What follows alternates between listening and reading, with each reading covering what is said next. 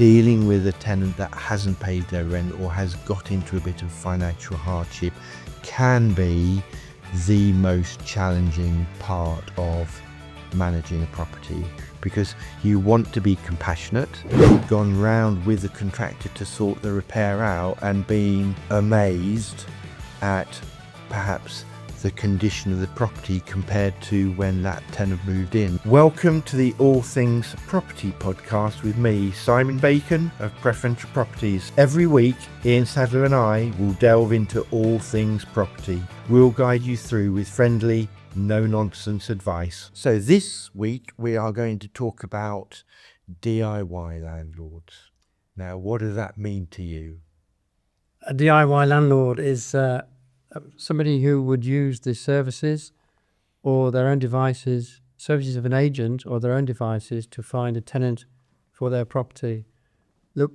Normally look for the agent to set up all the administration, the utilities, the tenancy agreements, and then hand the management, take the first month's rent and the security deposit, and then hand the management over to the landlord. How old are you? 70. Wow. Do you remember the days then when a DIY landlord would have been put an advert in the paper, in the classifieds? No, I don't have. Fine, I do, and I'm younger than you. So there used to be a time where a DIY landlord would put a classified advert in, they'd get inquiries from the paper, and then they would vet a tenant, put a tenant in, and do with everything. How things have changed since then. Yeah, it's almost irrelevant now. Yeah. No, I know. But you still get a lot of them who like to manage, and, I think there are different types, aren't there? There are those that are, approaching it from I've been, encouraged to buy a property. A property is a good investment. I'll get a property. Can't be that difficult to manage it myself. I might use an agent to find me a tenant, because actually I think there's quite a bit of legislation around that I might need to be aware of. But once that's all sorted, I can deal with everything else. What kind of things do you think DIY land? Let me ask you that question. What do you feel are the main problems that DIY landlords encounter? Oh, crikey. Where do I start? Yeah, where do I start? Well, I would have said, one of the major ones is dealing with repairs and contractors. I mean, again, contractors have changed massively over the years, and how difficult must it be for a DIY landlord if they get a phone call at 5 o'clock on a Friday evening saying, my boiler's gone down, to be able to go, yeah, don't worry about that. I'll phone my plumber up and I will get someone out to you this evening. Pretty impossible. Yeah, absolutely. Now, some landlords will have British Gas cover or, Home Serve or one of these insurance policies, but even that in itself can be a nightmare in terms of a time frame from it being reported to actually someone going out and dealing with it. So, that I think must be a real headache for those landlords who self-manage. I also think the issue of late payments in rent, that must be another big challenge. We've had loads of instances where a landlord has come to us and said, oh, my tenant hasn't paid. And unfortunately, they often say, hasn't paid for a couple of months. At which point you're thinking, really? Have you not dealt with it before then? And I think, there is a real anxiety amongst those landlords to say, well, yeah, but they said they were going to pay it at, perhaps be a few weeks later. I didn't want to antagonize them. I didn't want to upset them. I'm a nice person. I understand that people's circumstances change or they have an issue. So I gave them a bit more time. So I think that is a real hard one. And I know of several landlords who manage their own properties who, like I said, have come to us saying, what do I do? My tenant hasn't paid for a couple of months. So how would you categorize landlords who manage their own properties, how they come into doing that? Oh, it's a difficult one. I mean, I think some people inherit property, parents, houses. where they're, what I suppose the term we use are reluctant landlords, people that had no intention of being a landlord, but suddenly have got the opportunity to do that. And that can be a real challenge and quite intimidating. I do think for many people it can be intimidating to come into property and to manage your own property.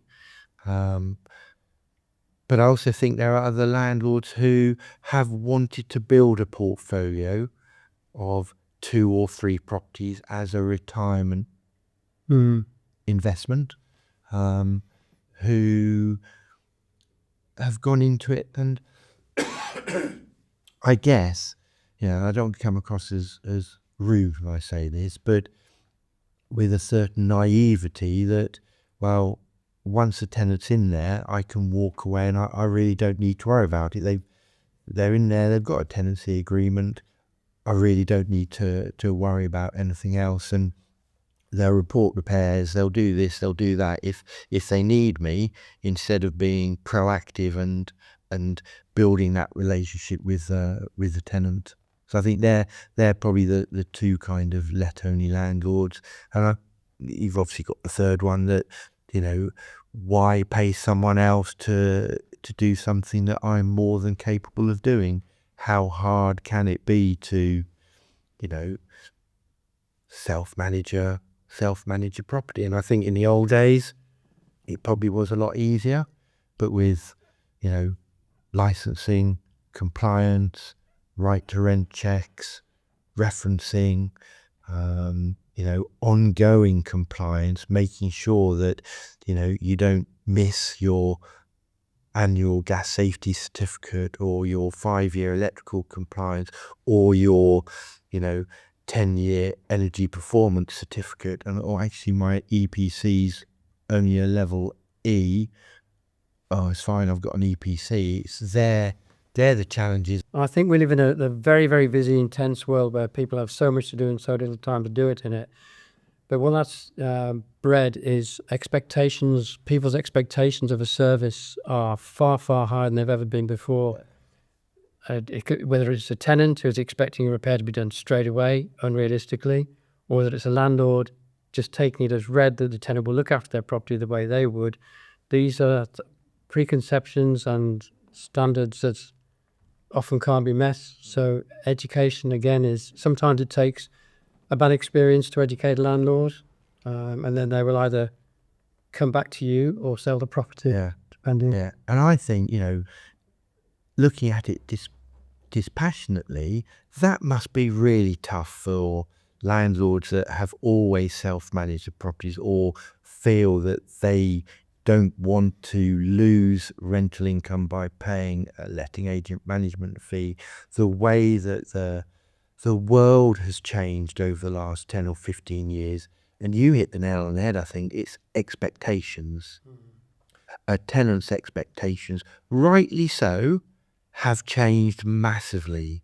And I think, a lot of what we're seeing now in terms of the Renters Reform Bill and legislation around decent home standards and improvements to EPCs and decent homes is very much to try and, I guess, professionalize the lettings market. And whilst, that's a real positive in many aspects, because every tenant should be able to live in a decent quality of property. That also puts a massive onus on landlords who previously have managed their own properties to make sure that they are keeping up with those changing expectations. And I feel sorry for them on occasions. I think that there is so much to think about that it must, I imagine there are landlords that have sleepless nights thinking, oh my God, I haven't done this, or what about that? Is this covered? Is that covered? Am I compliant? Because unfortunately, there are so many now regulatory bodies out there with the councils handing out big fines for non-compliance, not because you've deliberately not done it, but because you have just forgotten to do it or not realise that you had to do it. And, that's where the support, I think, of a letting agent really comes into its own. Is almost an unseen cost. Or you can just get landlords that just don't give a toss and don't respond to things and wait for disasters to happen and don't really care too much. That's the kind of landlord that the Renters Reform Bill is trying to eradicate. It's a big... Do you think it will? No. No. So, as long as you can't change people's personalities. If that's the way they do business, that's the way they're always going to do business. And they'll just wait to get caught, pay the fine and move on. We should have a separate podcast episode about government legislation and the effect it's had on the rental market. Funnily enough, that is one of the ones that we've got coming up shortly. Good. Thank you for raising that in. Do you get many landlords with portfolios who manage it themselves? No, none. No. The only way they manage it, which is a lot of my clients are investors, well, 95% of my clients are investors, and probably 5% of them have a full handle on the financial aspect of their portfolio. I've got one in particular. He's a professional footballer and he's looking to achieve a specific level of income when he reaches retirement at 35. And his investment is based on acquiring properties and generating a level of income, assuming he's going to pay off the mortgages at the point he retires, so they're all unencumbered and it's unearned income. Then his target will be to build a portfolio of properties that will earn him £10,000 a month. And when he reaches that, but that's not the norm. That's one client I've got to. Yeah, but do you think there are many landlords who look after their own properties still, or not? 100%. No, probably not. I think landlords have become more professional in the past 20 years. I think people resented agents paying them 10. In the old days, it used to be 14% management fee, and then it got more this is a sign it got more competitive, and agents were doing with 10%, 8%, which is no use to anybody. But I think landlords had to go through the process of managing their own properties and making mistakes, and then realising it might be better and more cost effective for them to appoint an agent to do that. But I think also, there have been so many legislative changes that, I'm sure, because we still have a lot of let-only landlords. So landlords, when I talk about let-only landlords, I guess what I'm saying is those landlords who will use us to find the tenant, to market it, find the tenant, draw up the tenancy agreements, ensure the initial compliance, and then once the tenant's moved in, they will take over the management of the property. And I think for me, they're the ones I'd like to try and hopefully offer some advice to, or guidance to, or support to, because I think with obviously the Renters Reform Bill that's coming in, legislation that's come in recently and is still got to come in, I think it becomes more and more difficult for them to ensure compliance and manage the properties effectively. Okay. The answer to that would be, don't let them be tenant only, tenant find only landlords, manage their own properties. But rather than wait for them to make mistakes and come back to you and say, I have a problem with this, can you tell me about that? If you're not going to manage the property, tell them at the start. If you ever have a problem you feel you can't deal with, it's exactly what I do, and that's the real. Yeah, absolutely. And I think, again, I know we've touched on in different episodes where, trust, experience, guidance, that's something that, again, I always say to any landlord, whether they're managing it themselves or not, if you ever have a problem, give me a call. And what I won't do is say, oh, you didn't use us to manage the property, so, you're on your own. And I think there are, some larger organisations that probably would, the person that picks the phone up would go, oh, you're not one of our landlords, so no, not able to help you. That's a bit short-sighted. Anybody who thinks like that is a person who was proactive and encouraged that landlord to come back to them would be somebody who wouldn't stay long in a corporate environment. They'd probably be branching out on their own. If they cared that much at that level, then there's scope to move on to the self. Have you? I guess you don't really deal with let-only landlords, unlike me. I mean, I've had, a number of occasions where, we've let the property, and a year, 2, 3, even 4 years later, the landlord's come back to us and said, "I've got a problem. Can you help me?" And it's like, well, yeah, what's the problem? And of course, we'll do everything we can to help them.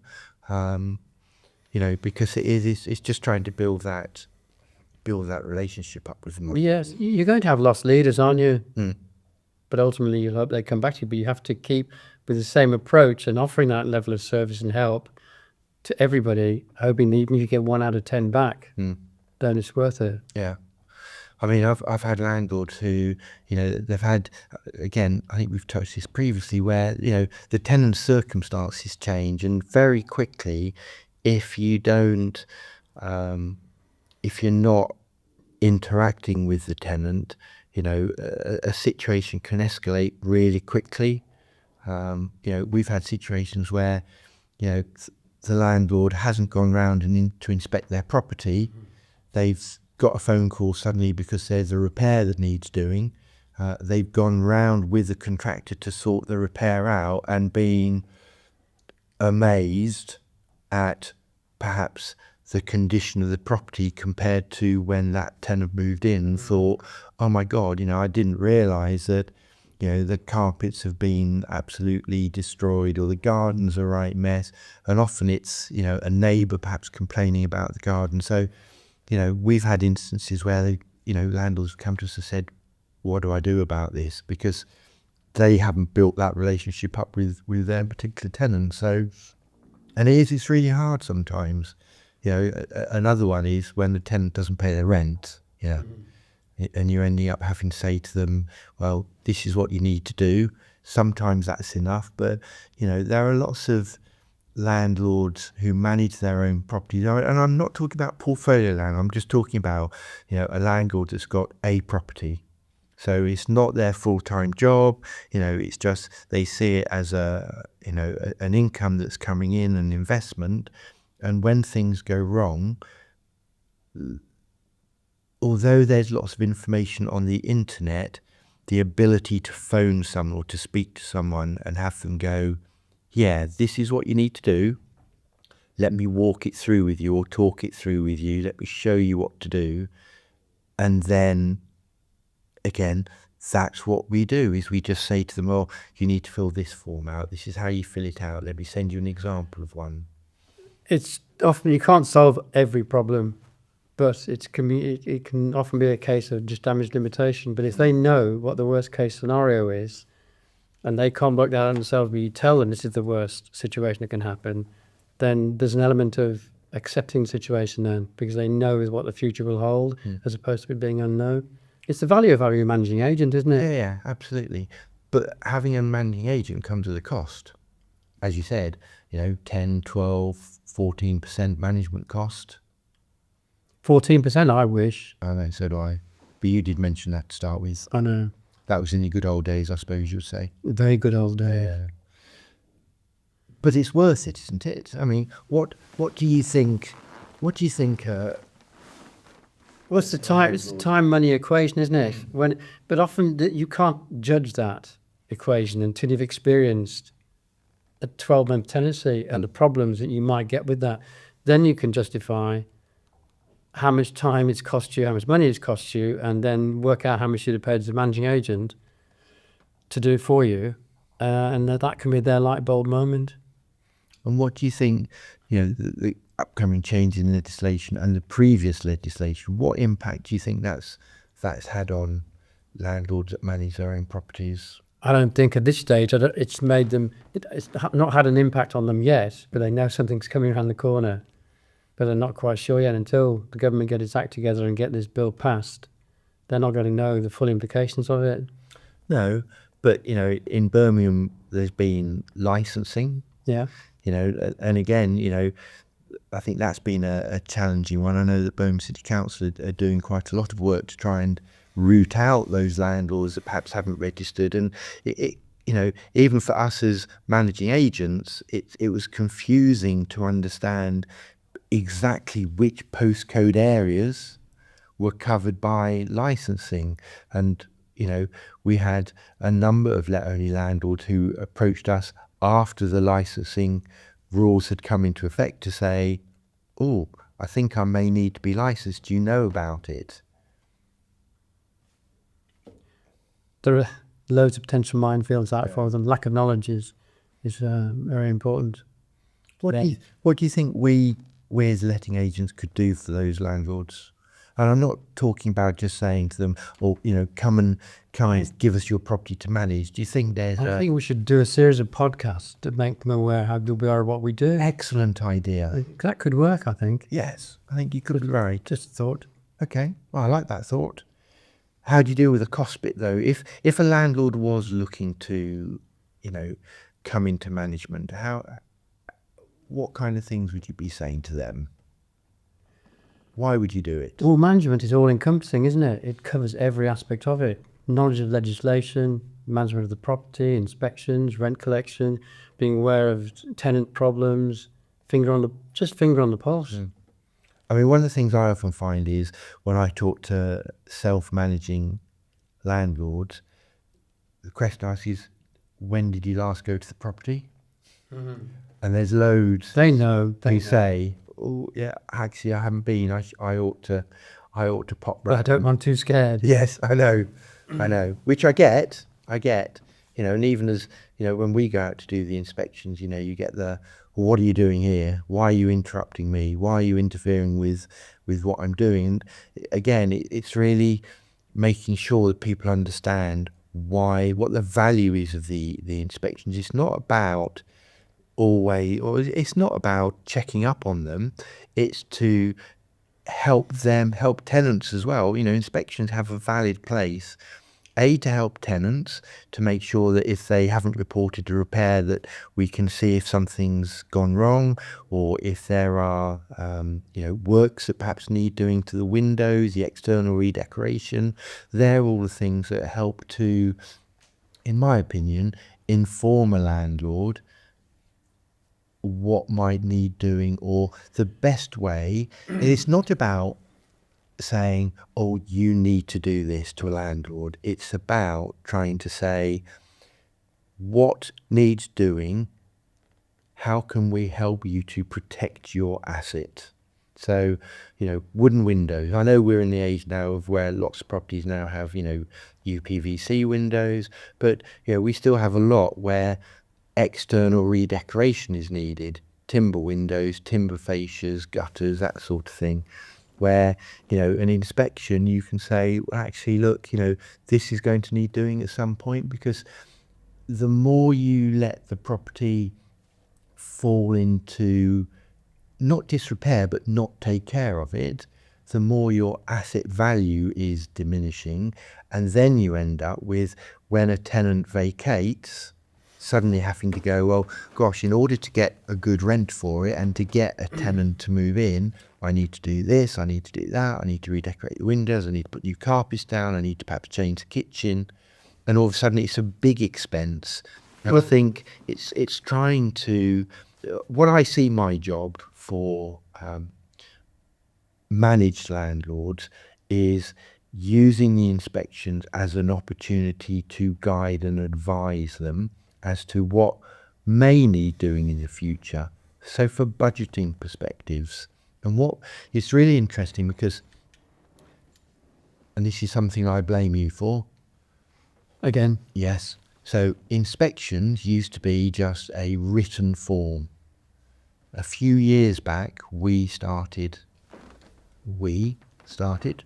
putting photos into our inspection reports. And the number of positive comments we got, because a crack on the wall or a external window that is starting to rot, whilst you can put that down on a bit of paper and it's words, it's black and white, when you see it as a colour photo, it led to a large number of people go, oh, I hadn't realised it was quite that bad. And then all of a sudden the relationship between the landlord and the tenant changes, because the tenant's thinking, oh, that's good, because the landlord's interested and starting to do some of this work. And I think for me, coming back to, how to help let-only landlords, I would say I would encourage them to provide or do the services that we would undertake if we were managing it. Regular inspections, making sure that stuff is being dealt with, checking repairs are being done properly, that sort of thing. I think that's a real, benefit to anybody who self-manages their property, is don't just walk away from it, be involved in it. And I know that, for a lot of them, they don't have the time or the energy to be really effectively managing their properties. The tenant's in there, the tenant will report stuff if it goes wrong, and if I don't get my rent, then I'll phone I'll phone the tenant up. I think if you go into an property inspection, and I'm not saying you do, and adopt a dictatorial manner, the walls automatically go up. But if you try and communicate with them on a sensible basis and inject a level of ease into the conversation, rather than saying this needs doing, that needs doing, you're not cleaning the oven, the grass is 2 foot high, cut it, end of, then you will ultimately end up with more problems, because I will just make them think, screw them, I'm not doing that. Yeah. I mean, we've had instances where, I guess the most common issue for self-managed landlords is, when the tenant stops paying their rent. And I think that becomes, that can be quite a frightening experience where, you've been reliant on the rent coming in on time, everything has been fine, and then suddenly a few days go by and the rent hasn't come in, and they think, oh no, the tenant will sort it. So they phone the tenant, and then, and I'm not, I wouldn't want to ban all let-only landlords in this way, but dealing with a tenant that hasn't paid their rent or has got into a bit of financial hardship can be the most challenging part of managing a property, because you want to be compassionate, you want to try and help out, you want to try and give them some time, but very quickly a month's rent at, say, £1,000, if it doesn't get paid for 2 or 3 months, and you've had promises that, yes, I'll pay it, I'll do this, I'll do that, all of a sudden you're then looking at a lot of money that you start to be out of pocket, and then things can escalate really, really quickly. Obviously, you don't have experience, Sid, for your quietness on this subject, but Can't get a word in anyway. oh, thanks. But it is then holding the landlord's hand through that process to try and, and my advice has always been, act swiftly but compassionately to try and get to a point where, everybody understands what the implications are of something not happening. So here's my honest advice to a DIY landlord. If you've got the time, knowledge, experience, and you're confident you're doing everything right, then being a DIY landlord is right for you. But if you're unsure or even slightly overwhelmed, don't wait for disaster to strike. Give us a call and we can try and help you, or at least give you some guidance in the right direction. And if you would like to talk to us about your property needs, or want a valuation, or want to talk about renting your property out, please give us a call. Thank you for listening. Thanks for tuning in to this week's episode of the All Things Property Podcast. If you found this episode useful, don't forget to subscribe, like, and share. These things really help us reach the people who need to hear this advice. See you next week.